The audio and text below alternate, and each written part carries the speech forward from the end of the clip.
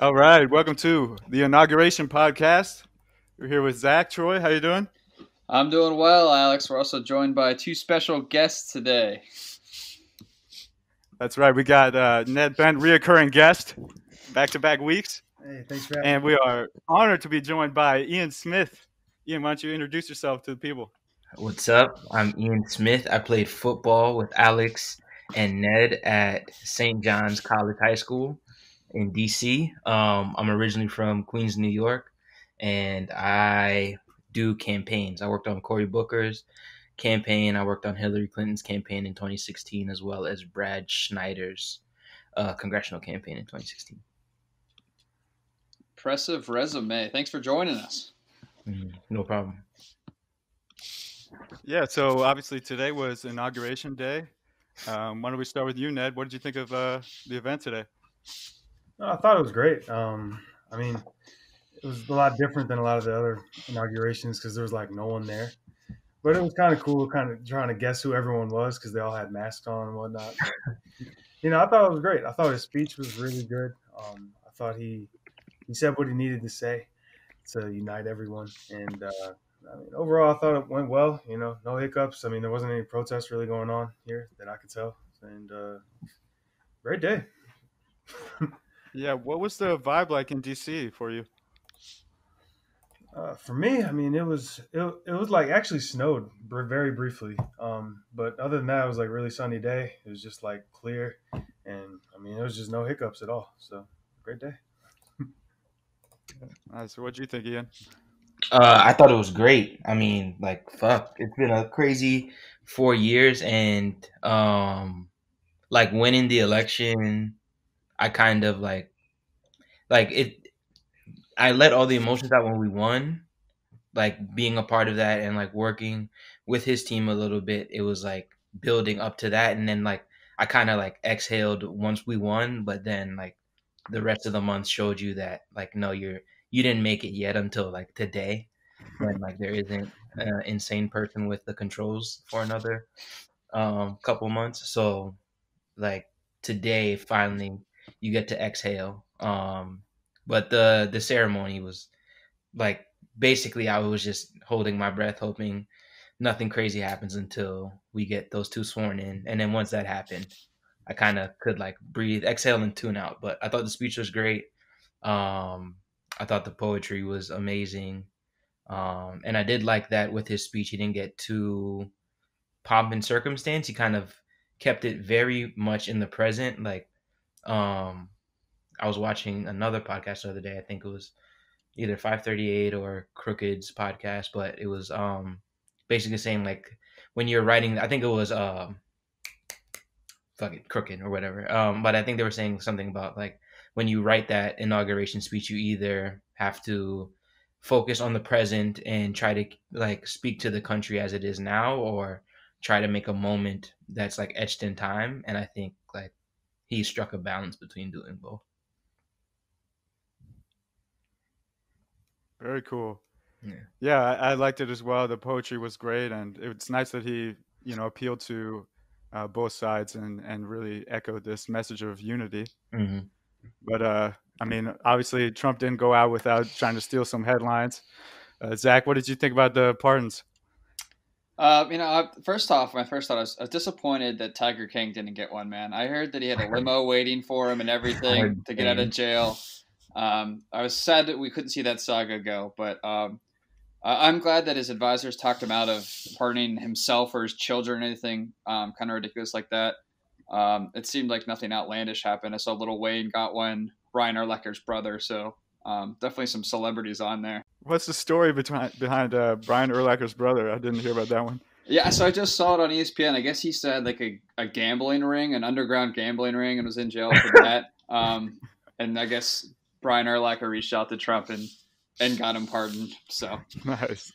Yeah, a little D-list celebrity there for you. I'm all about the power, and I think like I'm happy he's using his clemency.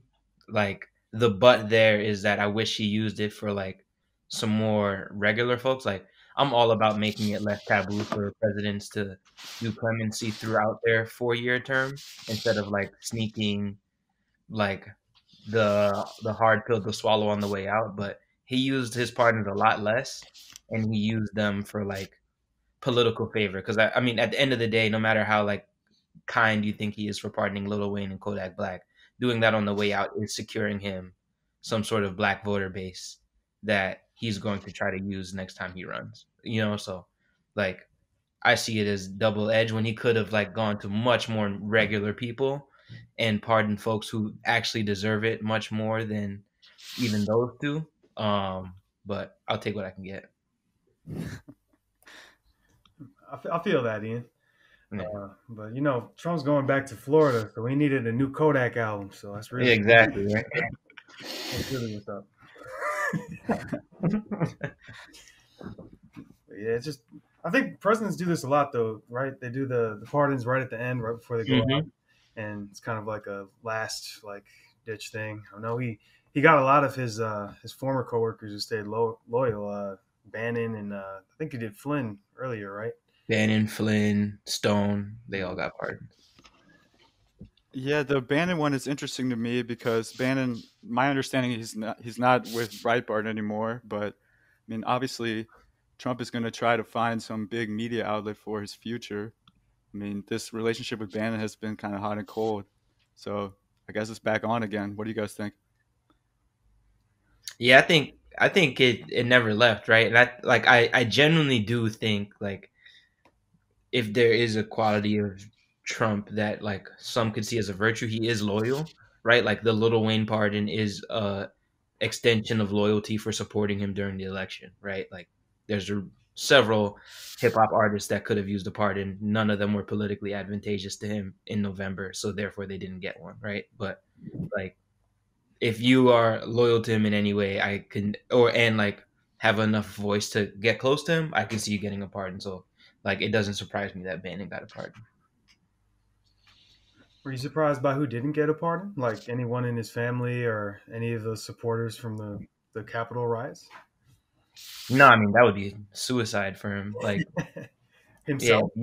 if you pardon the Capitol rioters, then like one, you're gonna shake the presidential pardon because a fully democratic controlled legislature is going to now pull back those powers, and two, you will have lost all like political cover from the 30% of Republicans that do support you.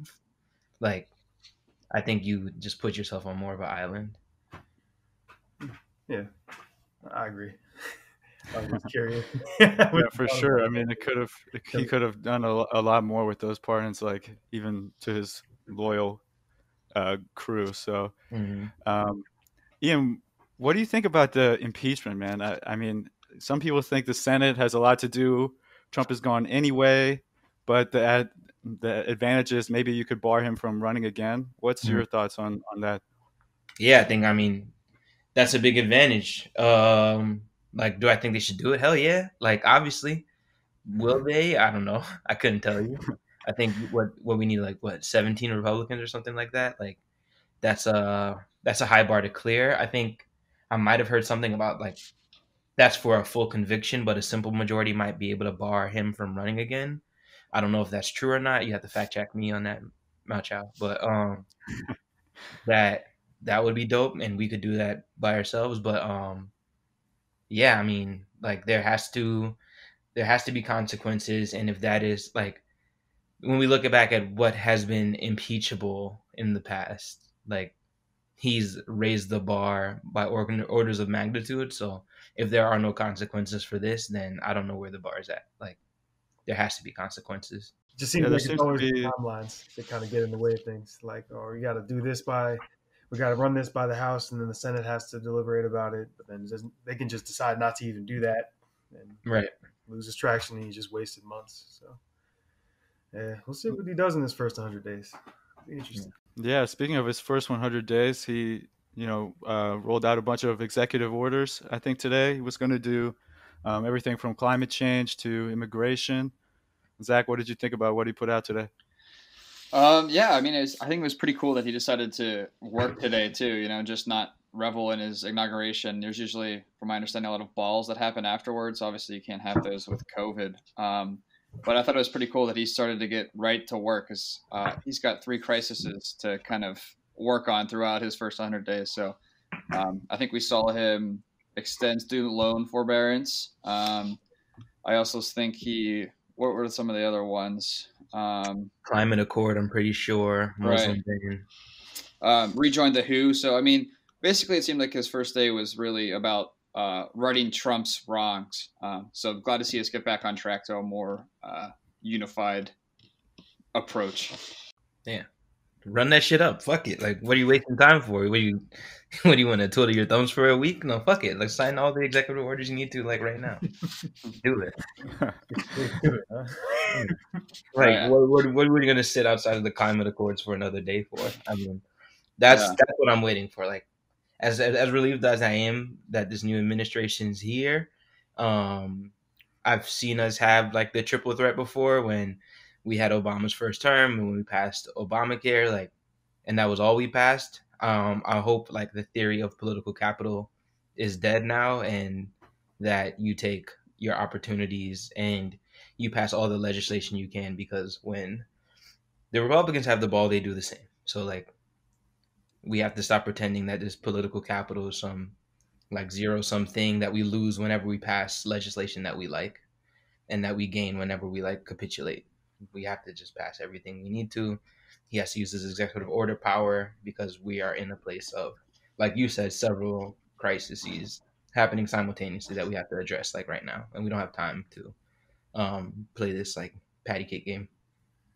Do you see Democrats banding together like Republicans do, where they just are on the same team? Do you see that happening? Yeah. I mean, they have to. That's a great question. That's always what's done it in the past is the moderates and the progressives, the divide between those two. Whereas like Republicans, they'll just vote on whatever, like the rest of the team, Yeah. He said we got capital. We have a split tie with the vice president and the Senate. Like, we can't play games there. Exactly. So, man, you got to push a lot of stuff. DC statehood is at the top of my list, but yeah, that's gonna be fun. Like shit like that is what I'm talking about. Like, that's something that traditionally, if we like, for a lot of the things that I want to do, we're gonna have to destroy like the filibuster basically and kind of rid of it. But there's a lot of like traditionalists who are gonna be like, no, we need the filibuster for like, because we want our opponents to be able to slow us down, and it's great to have that like senatorial process. But I think we need to hurry up and get rid of it. DC should be a state. Like, we should do all the things we've been talking about. I'm excited to see if we do it or not. Like, does our caucus feel like we're actually in a crisis or not? That's going to be the question we answer over the next 2 years. I'd say that's for sure. I'd say that's probably one of the best points, is that it's exciting, that it gives hope right now that we can change something, because it feels like something needs to change, So we need to see them doing what they need to do. Mm-hmm. That's the laws we've been talking about. We'll see.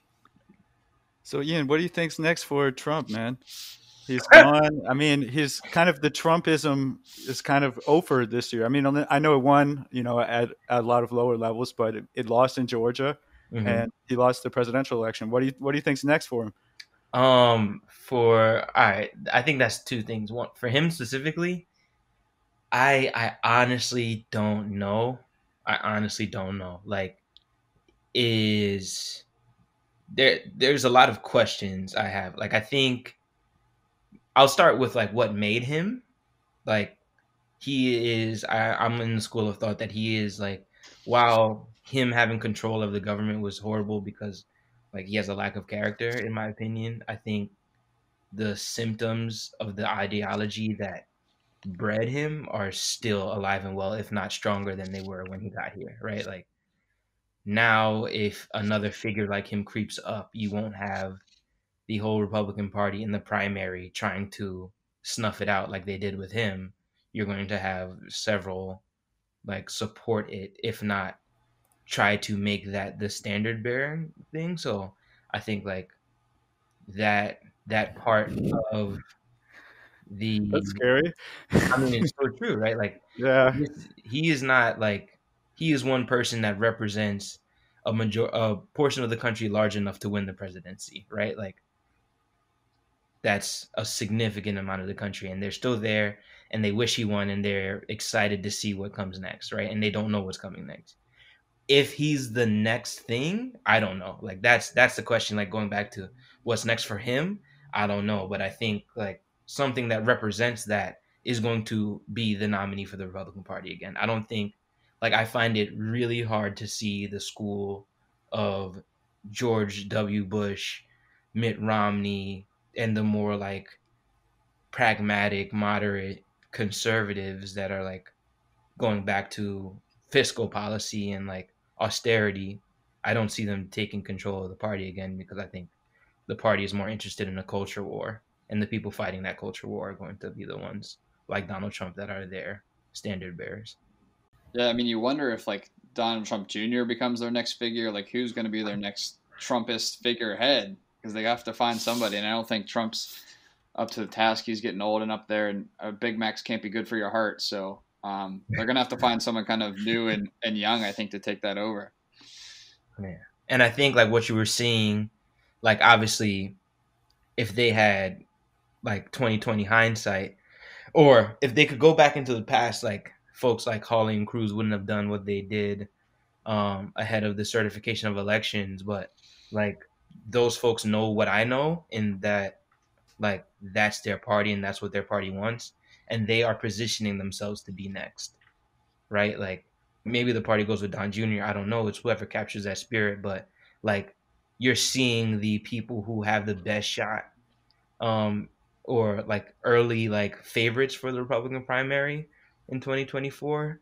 They're the ones who were trying to decertify the election. They're the ones who are like standing on that rock because they know that's where their party's at and that's what they want. So like if you need to look for evidence of where the party's going, look at Josh Hawley, Ted Cruz, people like that. They're not going to turn into Mitt Romney tomorrow just because they were wrong. They're going to like recalculate, recalibrate, and come back with a better version. Yeah, it seems like Cruz wants to take the torch and be the guy. He has a bigger name than Hawley. He ran before, obviously. Um, so, I mean, we'll see what comes next. Uh, you know, but I guess it depends on what happens in the Senate as well, because McConnell seemed pretty supportive of impeachment along with some other Republicans. So, I guess we'll find out. Yeah, whatever McConnell. I don't know. Like I know McConnell has a lot of control over the Senate and how they vote, and he's able to whip votes a lot. Like I wonder if him giving permission gets you that 17 votes. I seriously don't know. Are there 17 states that are like less than 70% Republican in the Republican caucus? I don't know if that's true, because that's kind of like those numbers you need to be able to piss off Trump voters and still win as a Republican in your state. Gotcha. Well, so you worked on Cory Booker's campaign. You worked with Hillary Clinton's campaign, Ian. What did you think of Biden's campaign? Because it seemed pretty conservative. It kind of let Trump do his thing, and he was the alternative. Yeah, I mean, like just outside looking in, like after Corey's campaign, I went to a media firm, Bully Pulpit Interactive, and we did work with Biden's campaign on the digital side. So not speaking from that perspective, speaking more from like a public observer watching. I think it was really smart. I think it was on message in that like it. How do I put this? Like he stuck to bread and butter in a way that like only he can really. Like he knows that it's not a cult of personality for him, and that people are looking for like a reprieve, and he's trying to be like that safe home, that safe harbor. And I think he stuck to that even when shit got hairy, and I think like, hey, sticking to the present and what's going on now, and when COVID hit, he kind of really like stepped up to the plate as like even like a symbolic figurehead. I mean, he really couldn't do anything but say like what he would do, but that simple act just opposed to like Trump completely failing on the issue kind of like teed it up for him to be in a really good place. And I don't know what this looks like if COVID never happens or if Trump doesn't do as bad. Like even if Trump like realized that the Senate was negotiating on a COVID relief package earlier than like the day before it was gonna pass and actually spent any time in DC and actually fought to get like $2,000 checks out a couple months before the election, I think that could swing an election that was really close. Imagine if everybody in Georgia got a $2,000 check with Trump's name on it. How many swing voters go the other way, right? Like, Yeah. I think like it was a lot of very like huge mistakes on Trump's part and like small consistent victories on Biden's part that won that election. Um, but yeah, I mean like it. There's a whole bunch of scenarios where we don't win that, but I don't. I think like that's where it comes down to in an incumbent president's election. It's more like theirs to lose than their opponents to win. Like you have to mess up a lot to lose in your first one. Trump certainly did a lot of messing up, so thank God that he did that Biden get it in there and win. Yeah.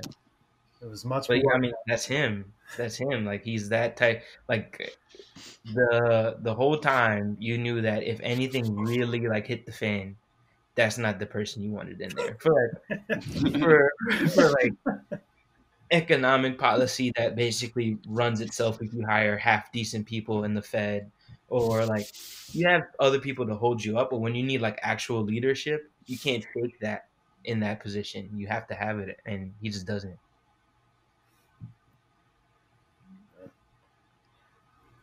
Or didn't. He didn't today. I definitely agree with that. It was much more about Trump losing than Biden winning, and everything down to his campaign slogan was just like not inspiring. It was just like we're not, you know, it was just like we're build back better. It's not going to inspire anyone, like you know. Yeah. It was more about Trump failing in COVID, Trump failing at getting people relief, and Trump really just failing the Senate Republicans right before Georgia. Yeah. That's what lost him everything. No, I think that's huge. I think like yeah, like you said, I think while it wasn't like the goal was to like definitely be the place where like because you need all voters to win, right? Like we needed Republicans to win this election, right? It wasn't just about turning out your coalition solely. So the things that may have been inspiring to somebody like you or I who's going to vote for him anyway might not necessarily draw like that suburban Republican in Georgia. So what will draw them is if you can cut a contrast, and that contrast is, hey, I'm the actual adult that can be president. And like if you can project that as much as possible, you put yourself in a position to capitalize on mistakes that the other side is inevitably going to make. Gotcha. So I have one more question for you, Ian. So for me, after election night, I'm living in the UK right now, so I woke up early and I checked, and Trump was winning everything, and I was like, oh shit, like he's gonna crush us. Like you probably knew the mainland was coming, but like everything, I'm sure took longer than you thought as well. Like what was the like 3 or 4 day span like for you? Because you said like I saw you on Instagram popping bottles, you were excited. Like what was it like? Yeah, Walk me through the process. Yeah. So what? Basically, the first night I went to bed at like 10 o'clock. Like I was like, I know how this is about to happen. Like there is no point in even digesting any information on the first night because it's all bullshit. Whether we're winning or they're winning, it doesn't mean anything. And like, even though me and everybody at my job, everybody in the campaign knew that, people still kind of like let it fluster them. But I was like, yeah, it doesn't make any sense to even pay attention to election night. And then you wake up the next day and like you see things getting tight. And once Pennsylvania goes basically 50-50, I'm seeing Georgia's basically 50-50. I'm like, it's over. I think I popped bottles maybe 2 days before CNN called it because I knew it was over. Like there's just a point where if you are even in a state and 70% of the mail-in ballot hasn't come in yet, you know you won, because there was one whole side telling their folks to go to the polls because COVID doesn't exist, right? So, like, just the way the ballots were going to shake out. But yeah, I mean, like, it was, the first night was like, it was just intense up until like, I forgot what state really broke it for us. Was it Arizona? I think Arizona was called, but then people were like, y'all called that too early, but then they were right, so they didn't call it too early, obviously. But yeah, it was like there was a point where it was a combination. It was Michigan, I think. There was a combination of Michigan, Arizona, Wisconsin, Pennsylvania, right? Georgia, and North Carolina that we were waiting for. If we win two, we win, and I think we won Michigan and Arizona.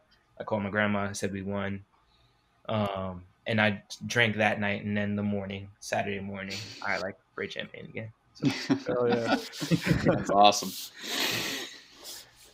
yeah. I'm sure you poured your heart and soul into it this summer and fall, man. hell yeah. That's awesome. Yeah. It's fun though. Winning elections is fun. Losing, it sucks. Yeah. But now it's on to what? 2022, 2024. We got to keep the house now. Like I said, we have to do everything we can in 2 years because everything after it is not guaranteed. It's almost less than guaranteed. It's like unlikely that we keep everything. So, How do you think the role of big tech is going to play in the 2022 elections? I know it's super early, but I mean, you saw like obviously it's a more left-leaning company, mm-hmm. but they have an obligation to and the right to block misinformation. Mm-hmm. So, what do you think the future of that is? That's a good question. I don't know. Like, I wonder like if we've like opened Pandora's box, and by we I mean like Donnie and Co. Like, is the trust of election are the trust of election results that don't come out in your favor for the Republican Party permanently a thing that will be questioned, right? Like, is every election that they lose a fraud? I don't know. Like, and I don't know how they're going to handle it because they can say it. I mean, it was a lie last time. There was no predicate for them to say it. So why not say it every time, right? Like, if the criteria is we lost to say it is fraud, then I wonder if that is a tactic that like the worst parts of that party will go to from now on, because that's going to influence what big tech does about the misinformation, right? Like, if you're trying to undermine the election through misinformation.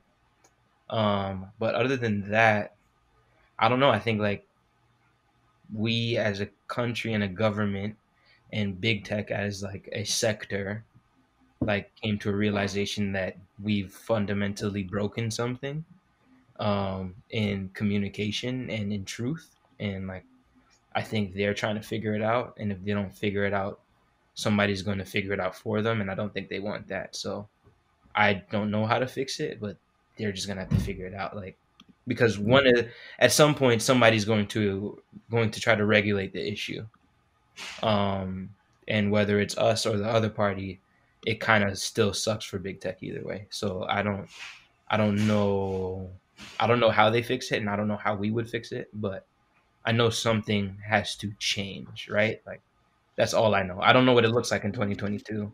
Honestly, with these congressional and Senate elections, I think it's less impactful than the presidential, but by 2024, yeah, it could be a whole new world. I don't know. So much has changed in the last 4 years that trying to predict the next 4 is nuts. I don't know.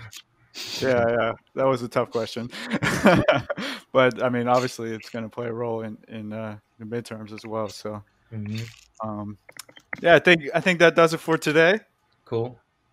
Thank you so much for joining us, Ian. You were great. Ned, great to have you as well, our Washington correspondent. Sure. Hey guys, thanks for listening to another episode of All Right, Shut Up. Make sure to go ahead and leave us a review, help us grow the podcast. All right, shut up. Catch us next week on all your favorite podcast sites.